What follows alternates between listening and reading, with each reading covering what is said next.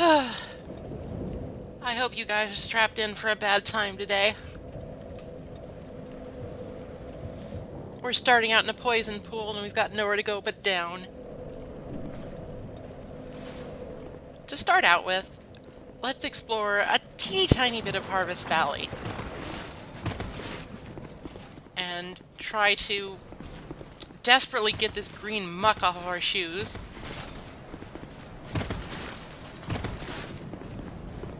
It will continue to build up poison as long as it's on us. I have found that the best way to remove it is to simply run around and gyrate, but it might just entirely be the placebo effect. Let's talk to this nice lady. Are you a traveller? I'm Chloanne, an ore-stone trader.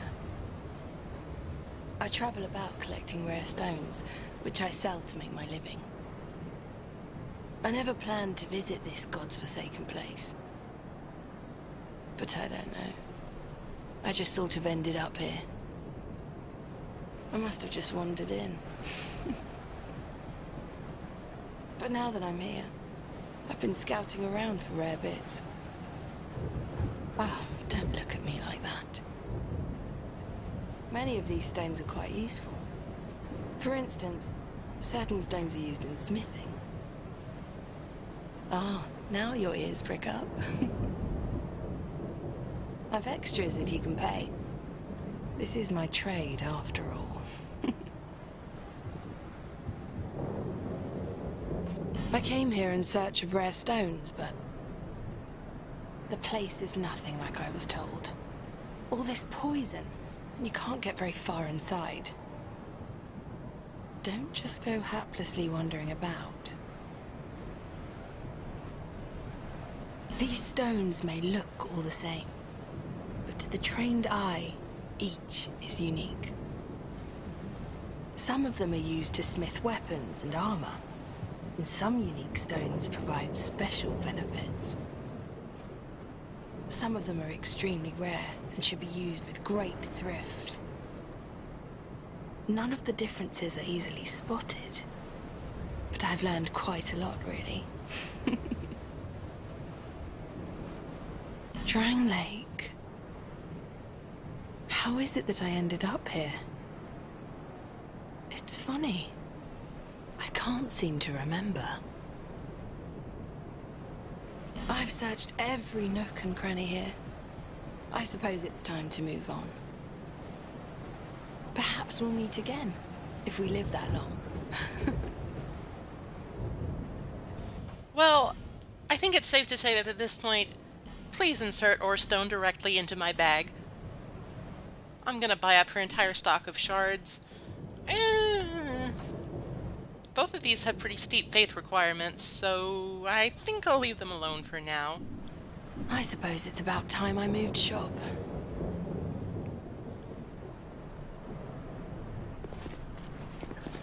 That's all we can do with Chloanne for the time being. Let's brave this poison muck once more and head back to Majula. Even after buying all those shards, we've still got a pretty big surplus of souls.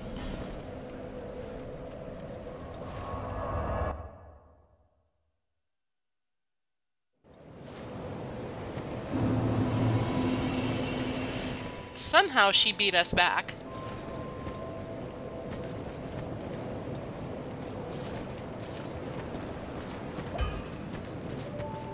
Let's see how Leningrass is doing. I knew you'd be around soon.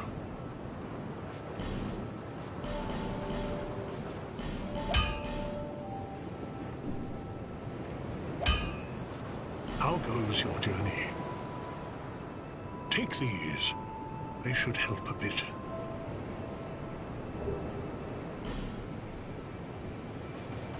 You'll need souls to repair and improve.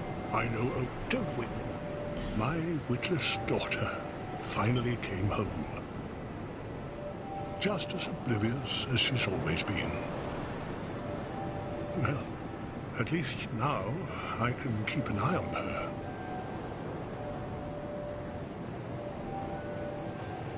Well, you'd think he'd at least want to go and say hi, but as it turns out, those two never actually speak to each other, ever. It's both weird and kind of sad. I'm gonna upgrade the free falchion we got, just because I like that weapon quite a bit. It's versatile and it's pretty strong.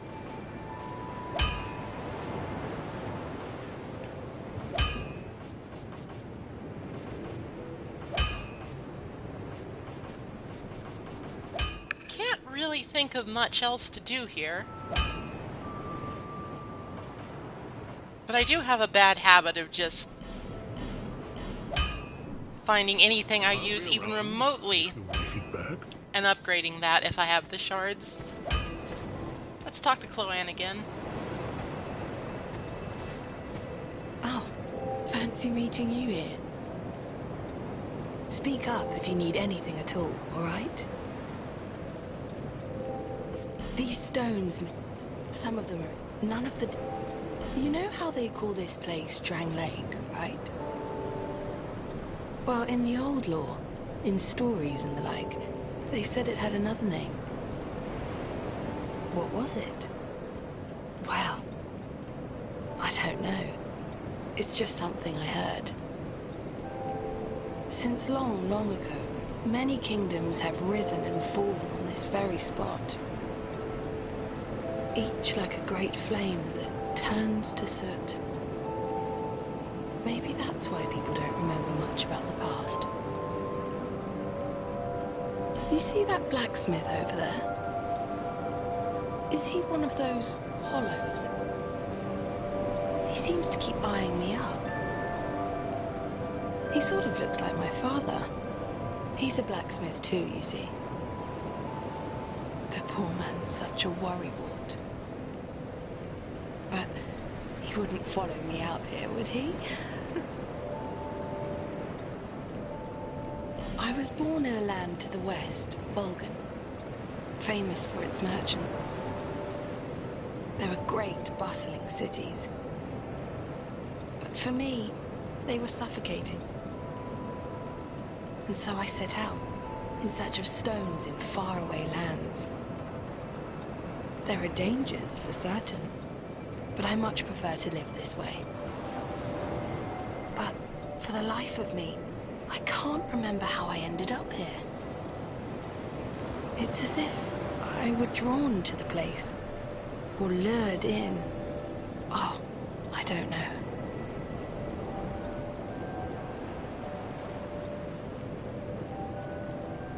These stones made none of... Well, we can't say for certain, but given Chloanne's talk of not really knowing why she's even here, there's a good chance that she's undead too. Visit me again, whenever you please. As for the identity of that blacksmith over there, I don't know, maybe you could get up 5 feet and walk and ask him. Bear seek less. There's no excuse for laziness, even if you are afflicted with a curse.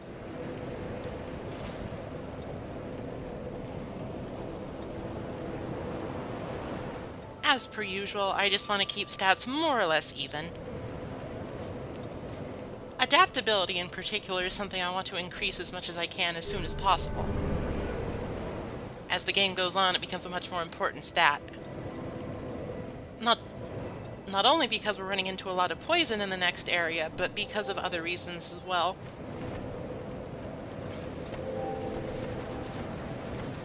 While we're here, let's go check in on Kale. He's another scatterbrain, so I'm a little leery of just leaving him to his own devices for too long.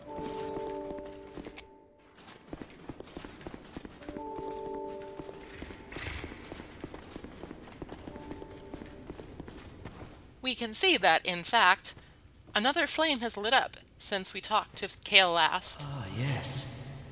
There is something I wanted to tell you. I was born in the land of Mira. Mira is also the home of an infamous killer, a knight in name alone. He was locked in the dungeon for multiple murders, but shortly before his execution he managed to escape. And the other day, I saw a fellow with a striking likeness, and then And then... wait. Well, I think he looked rather similar. No, it's true. I saw just such a man, I swear. I believe his name was... Cray something. I believe. They shared some resemblance, I think. Ah, yes, it must have been that scoundrel, mild-mannered Crate. More than likely, he's talking about Creighton, who we met recently. He didn't seem to be particularly well adjusted. A little too bloodthirsty, I think. Seems that both of those characters need to have an eye kept on them, so as we progress, we might want to be careful. Of course, we want to be careful. Honestly, those two are probably the least of our worries. I'm going to go ahead and equip double combustion here for double the uses.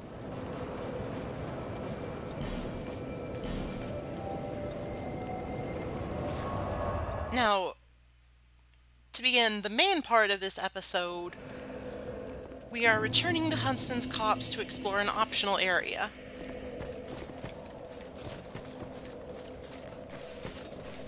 You may have noticed that as we were exploring this area previously, there was a path that we did not take. We will be exploring that path now, after getting hit by things we really shouldn't.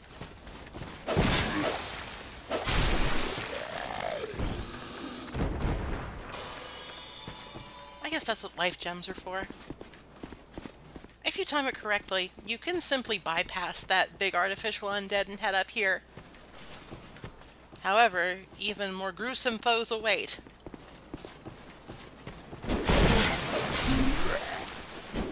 There's another undead executioner here.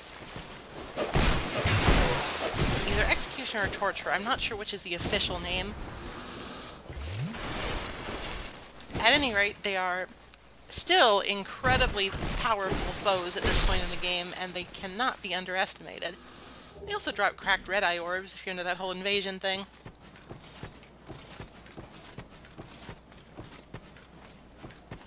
Given how early it is possible to access this area by talking to Licia after you meet her in Hade's Tower of Flame, coming here more or less right after you start the game can be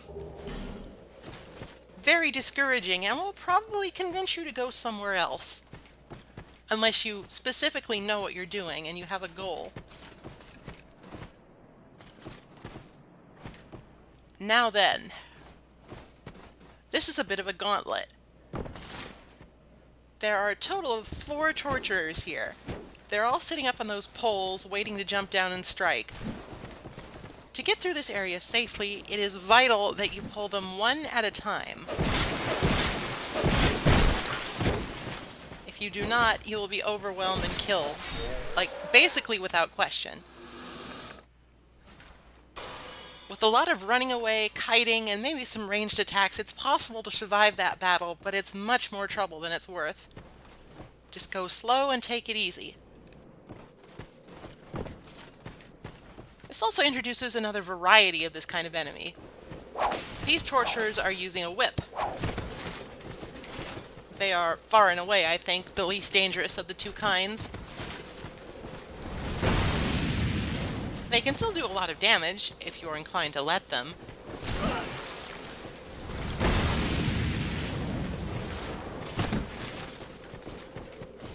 But when compared to that big axe, it's just hardly a contest.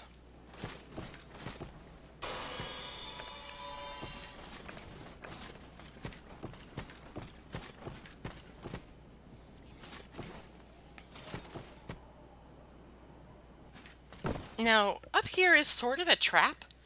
Do not progress too far. These guys have very, eager aggro ranges, I guess you could say.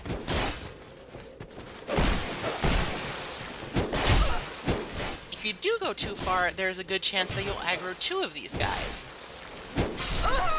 And one of them is quite bad enough. Now, It's time for me to be honest. When I have died in these previous videos, it's usually more or less on purpose. I want to show why an area is dangerous, or what tactics might not work with certain weapons in certain situations, or to just sort of enhance the overall feel of the game, but here I'm just bad. I don't like this area. I'm bad about dealing with the executioners and the torturers and all these awful, awful people. I have no excuses. I don't like this area. I don't want to be here.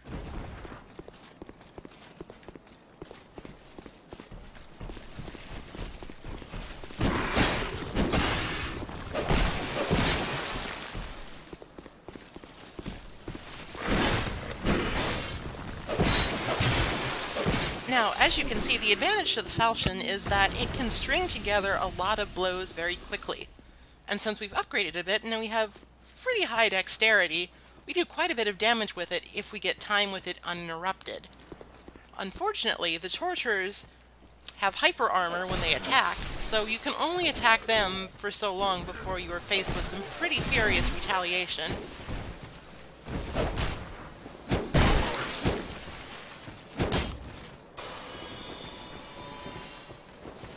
Now, while these guys are very fearsome foes, they do have a weakness.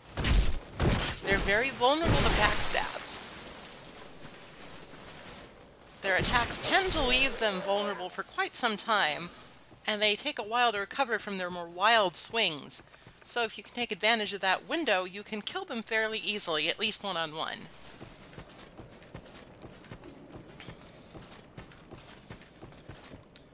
Over here again. I don't want to be too eager in picking up those souls, just in case I get more than I bargained for in terms of torturers dropping down.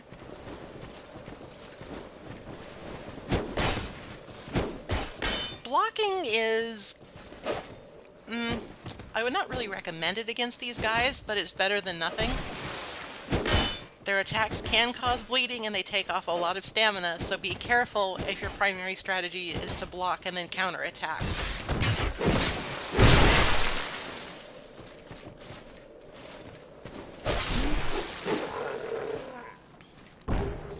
With the way forward a little bit safer, we can go ahead and recover our souls. Speaking of souls, these guys drop quite a bit, so if you're in the mood for farming and you have no fear of death, then it's not a bad idea to just spend some time with these guys. This is especially true if you want to do a lot of PvP, because, as mentioned, they drop those red-eye orbs.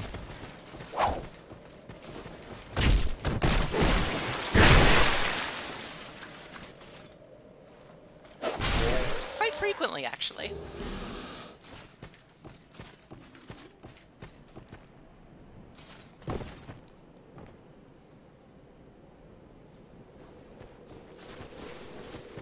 Like I said, the axe-wielding torturers are absolutely the more dangerous of the two.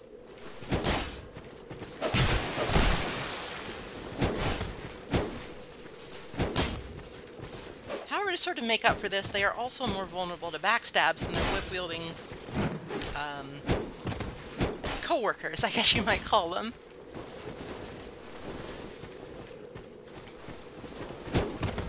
Just, you know, some crazy guy in a mask just goes to work every day, punches in, talks to his co-workers. How you doing, whip-wielding Bob? I'm doing fine, axe-wielding Al. And then you just unlock this guy to death, and I stop rambling. He's far and away the easiest one of these executioners. Torturers? Whatever, I don't care. They're fuckers is what they are. But the easiest way to deal with that guy is to just wait for him to drop down and hit him a lot.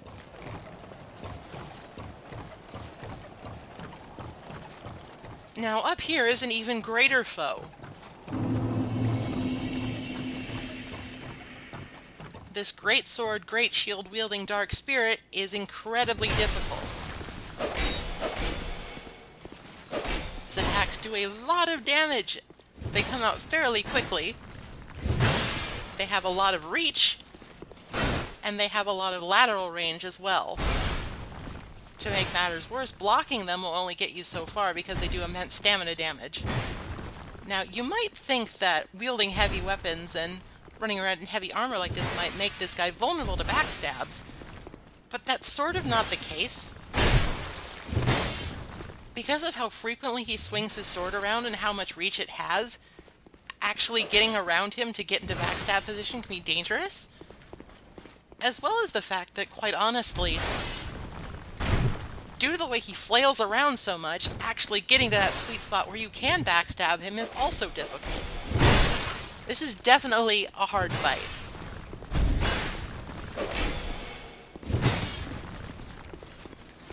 It's made somewhat more difficult by the fact that I'm using a short-range weapon.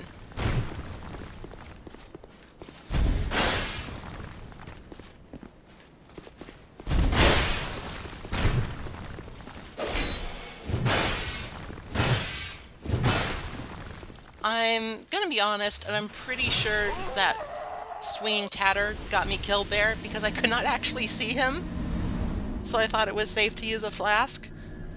But like I said before, at this point I'm just playing badly, so I'll try not to make excuses. Back at home base, I decided that it's time to switch up my strategy a little bit. Restore my humanity just for the extra health. Change back to the trusty spear so I have a little bit more reach, and now we're good to go.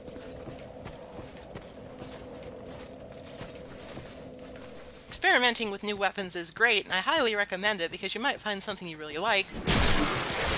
But if you're having trouble with it, then don't hesitate to go back to what you know works.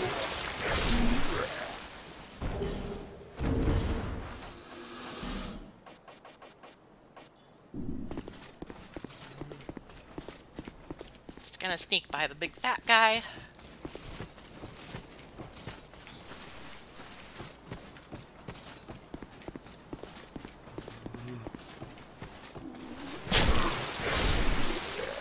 These guys are basically serve the sole purpose of being distractions.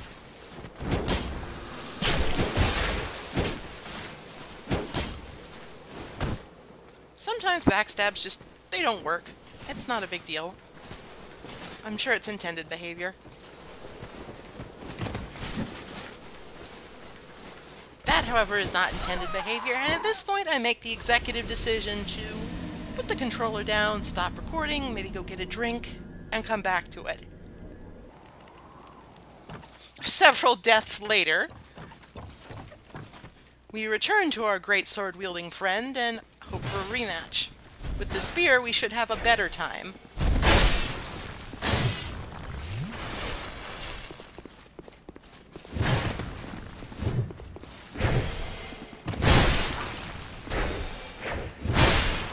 The strategy remains mostly the same, though with the spear we have a little bit of extra defense and extra reach to help us.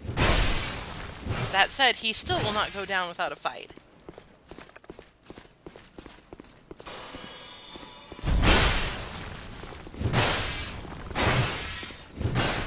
One thing you might notice about this Dark Spirit is that he uses player movesets.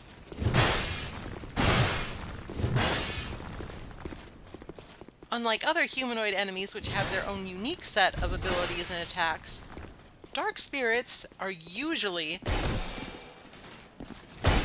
basically NPCs like Merciless Rowena, who use readily available weapons and armor, and use the same abilities as the player can. This makes them difficult opponents, because you're not really used to fighting them. Fortunately, by getting in a guard break, we're able to kill him pretty quickly.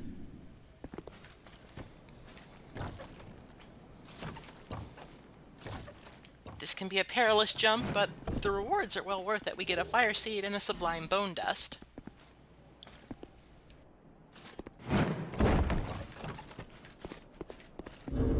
Alright, now that we're finally at our destination, the Undead Purgatory, we're going to rehuman up,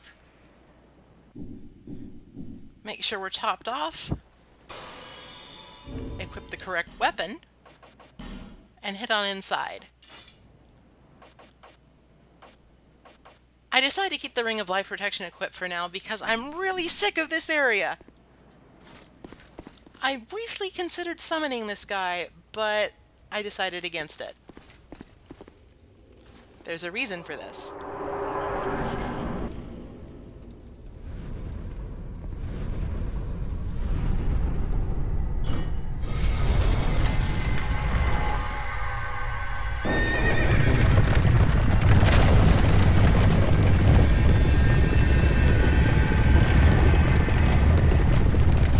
The Executioner's Chariot is very, very close to being a really cool fight.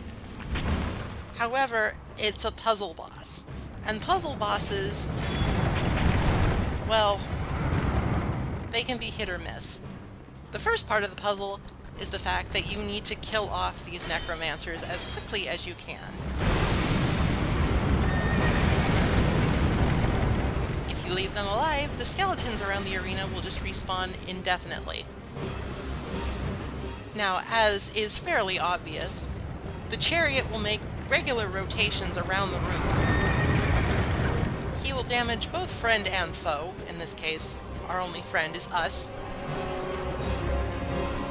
And the only way to reliably avoid this, short of very precisely timed rolling, is to hide in these little alcoves.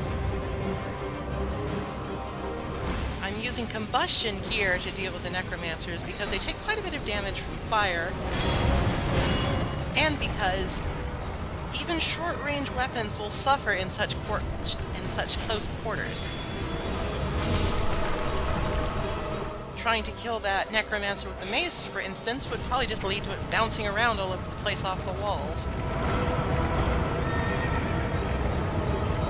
Now, with the necromancers dealt with and the skeleton threat largely neutralized, we can move on to the next part of this fight.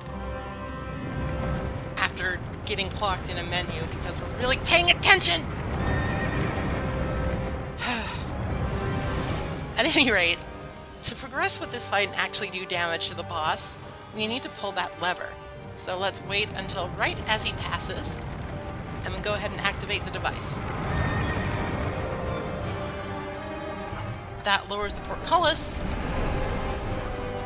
and as he makes his next go-around, he has a bit of a spill. However, unlike other puzzle bosses in this series, once the puzzle is solved, you actually have a legitimate fight on your hands.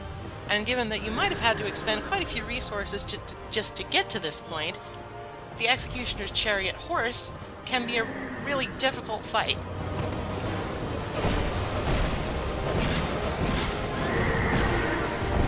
For one thing, being a horse, it's surprisingly agile. And another thing, being a horse, getting hit by its hooves hurts a ton! The timing on a lot of its attacks are kind of weird. They have a strange delay to them because it's such a big thing. Blocking will only get you so far. For the most part, it will just break your guard and hit you anyway. Oh boy. Alright, one more try. Cutting out the trek back. This time we're going in with a slightly different strategy.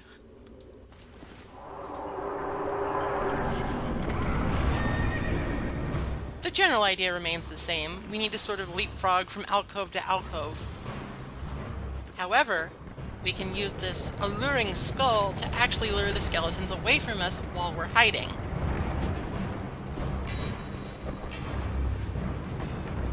However, it only works for so long, and we still have to take the time to get in here and deal with this necromancer. Now, as I flail around trying to hit the right target and not die, it sort of becomes apparent where part of this fight sort of starts to fall apart. The fact that it forces you into these tiny little alcoves for long periods of time, where the camera is probably your biggest enemy and you have literally no room to maneuver, you can very easily get boxed in by multiple skeletons and just you have no choice but to wait it out until the chariot comes by to knock them over. It's not very elegant. I don't like the way that that is a strategy to deal with this fight. I wish there was a way to sort of not have to do this more reliably. But rolling is an even riskier proposition, and you still have to deal with the skeletons no matter where you are.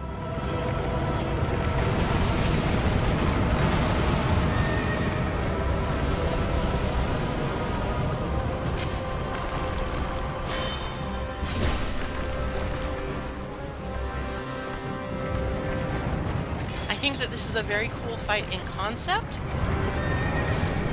but in execution I'm not as big of a fan. That execution.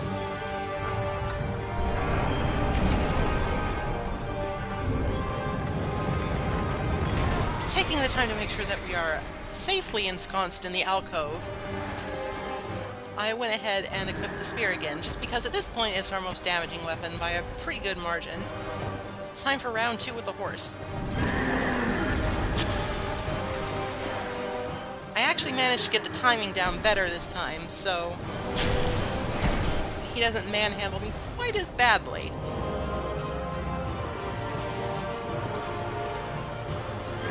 Aside from just generally smacking you around with his powerful hooves, the horse can also breathe this dark flame from both of his heads. He's also quite weak to fire.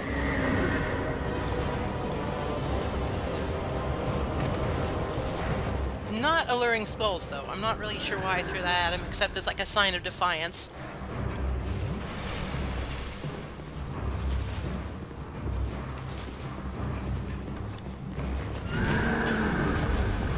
Combustion is really helpful in this fight because it largely ignores a lot of the space constraints.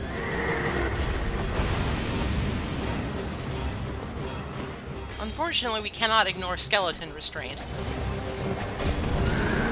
As a nice touch, even when the actual chariot part is dead, the horse's attacks can still damage any surviving skeletons. Trying to fight this guy while the necromancers are still alive, though, is probably a really bad idea.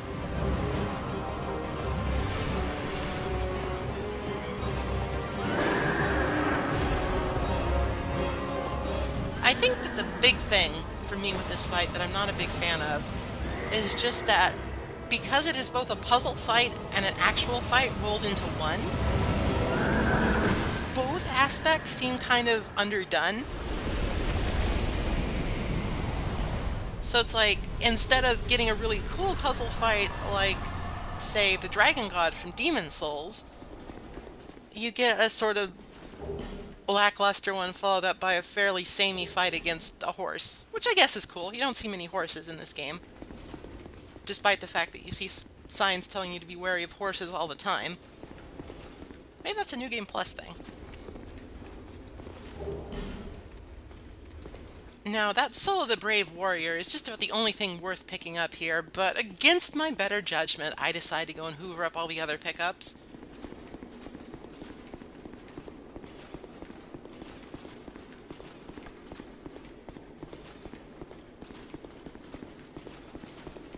The reward for my diligence is somewhat paltry. Fading souls are the lowest tier of consumable soul items, and they only give you 50 per use. I think that they are mostly put here as traps, to be honest. If you try and pick those up during the boss fight, you're almost guaranteed to take a tumble. And you won't even have anything particularly nice to show for it, except for 50 souls you will probably lose on your trek back. Which happens to be one of those irritating treks in the game. The boss run from the bonfire under the bridge to the Undead Purgatory is really irritating, and also pretty long. However, this dark part of our life is over now, and we can reap our rewards, whatever they may be. Reward number 1, bonfire. Reward number 2, strange little man. And a bloodstain. Let's talk to the man. Oh, welcome. Welcome. Do you have a lust for blood? You know what? Sure, why not? Absolutely. Yes, of course. Why else would you be here? Do you give yourself the honor? If that's not a name you can trust, I don't know what is. Then you will need blood. Lots of it. Undead blood, like your own. But it's not as easy as you think.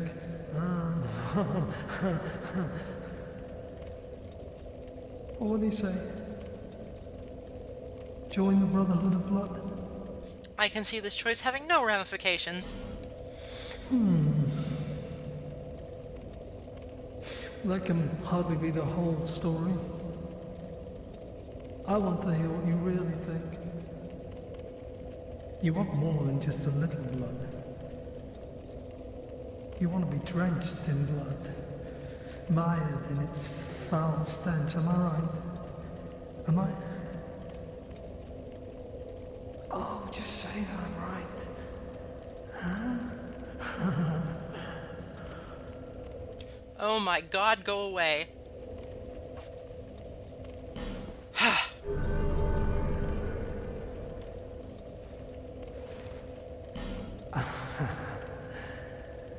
I knew it. I knew it.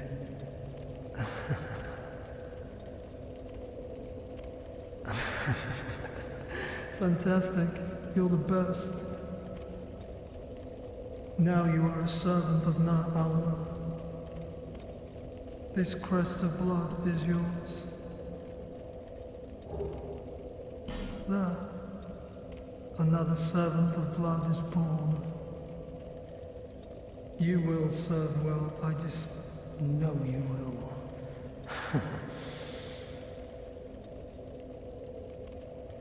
Well, how are we? Whatever you need, I've got it for you. You know anything about tokens of spite? Well, you can fight other blood servants with them. I'll reward you if you win with red orbs. You know, a cracked red eye orb. Use them to visit other worlds and seek more blood. Tell me if you need anything else. I'm very generous. Anything to get you covered in blood. Have you heard of the Blue Sentinels? They're a thorn in our sides, to say the least. Their men are obsessed with hunting down blood servants. Who cares? It's just another chance to spill more blood. Doesn't that excite you?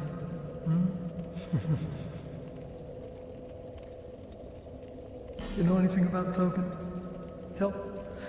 Alright, we'll talk a little bit more about what being in the Brotherhood of Blood entails, a little bit more at a later date, but for now, we're gonna buy this big-ass scythe. Briefly contemplate that, but then realize it costs 20,000 souls.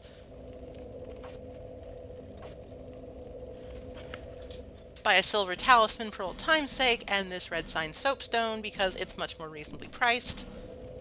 And a couple pyromancies that we don't have.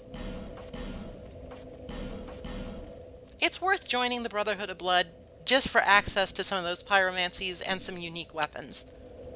Aside from that, though, you can take it or leave it. Chichigren is a weirdo. And that should do it.